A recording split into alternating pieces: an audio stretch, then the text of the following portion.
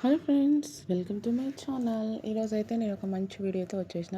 Summer season వచ్చేసింది కాబట్టి మామిడికాయలు చాలా వచ్చేస్తున్నాయి. నేనైతే 2 మామిడికాయలు తీసుకున్నా, ఫ్రెష్వి, పచ్చివి బాగున్నాయి. వీటిని బాగా కడిగి పెట్టుకొని క్లీన్ చేసుకోవాలి. దీంతో మనం ఇప్పుడు మామిడికాయ తురుము పచ్చడి చేసుకుందాం. తురుము పచ్చడి కూడా చాలా బాగుంటుంది, టేస్టీగా ఉంటుంది. ఈ మామిడికాయలను అయితే నేను ఈ విధంగా తురుము పట్టుకున్నా. మనం ఎప్పుడు ముక్కలు పచ్చడి కాకుండా ఇట్లా తురుము పట్టుకొని కూడా మనం పచ్చడి చేసుకోవచ్చు. టేస్ట్ బాగుంటుంది, కొంచెం డిఫరెంట్గా. ఇట్లా తురుముతో కూడా మనం ఈజీగా చేసుకోవచ్చు. దీనికి ఏం రోల్ అవసరం లేదు, మిక్సీ అవసరం లేదు. ఇట్లా తురుము పట్టుకొని మనం చక్కగా పచ్చడి చేసుకోవచ్చు. ఇది టేస్టీగా ఉంటుంది. దీనికి ఒక గిన్నె పెట్టుకొని, కళాయి పెట్టుకొని, దీంట్లోకి ఆయిల్ యాడ్ చేసుకొని, ఎండుమిరపకాయలు వేసుకొని, జీలకర్ర, ఆవాలు వేసుకొని, తర్వాత శనగపప్పు, కొన్ని మినప్పప్పు. వీటన్నిటిని కూడా బాగా వేయించుకోవాలి. దీంట్లోకి కొంచెం కరివేపాకు కూడా యాడ్ చేస్తున్నా.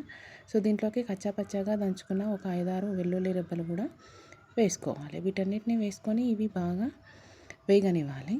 వేగిన తర్వాత దీంట్లోకి కొంచెం పసుపు యాడ్ చేస్తున్నాం.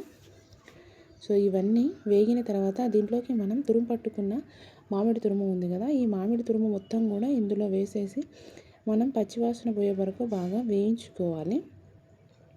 మనం ఈ మామిడికాయ తురుముతోటి చిత్రాన్నం కూడా చేసుకోవచ్చు. మామిడికాయ పులిహోర చాలా బాగుంటుంది, పుల్ల పుల్లగా.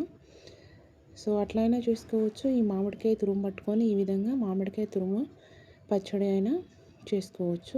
ఇది 1 వీక్ వరకు స్టోర్ చేసుకోవచ్చు. బాగుంటుంది. వేడివేడి అన్నంలోకి వేసుకొని తింటే చాలా టేస్టీగా ఉంటుంది. దీంట్లోకి కొంచెం సాల్ట్ యాడ్ చేస్తున్నా. తర్వాత దీంట్లోకి కొంచెం కారం యాడ్ చేసుకోవాలి. వీటన్నిటిని బాగా మిక్స్ చేసుకొని లో ఫ్లేమ్లో పెట్టుకొని బాగా పచ్చివాసన పోయే వరకు మూత పెట్టుకొని బాగా మగ్గించుకోవాలి లో ఫ్లేమ్లో. ఆయిల్ కొంచెం ఎక్కువనే వేసుకోవాలి, ఎందుకంటే ఇది పచ్చడి కాబట్టి.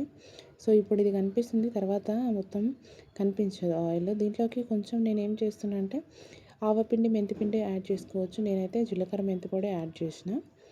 వేసుకొని కొంచెం సేపు అట్లా మూత పెట్టి మగ్గనించేసి తీసేస్తే వెరీ టేస్టీ అండ్ ఎమ్మీ మామిడికాయ తురుము పచ్చడి రెడీ.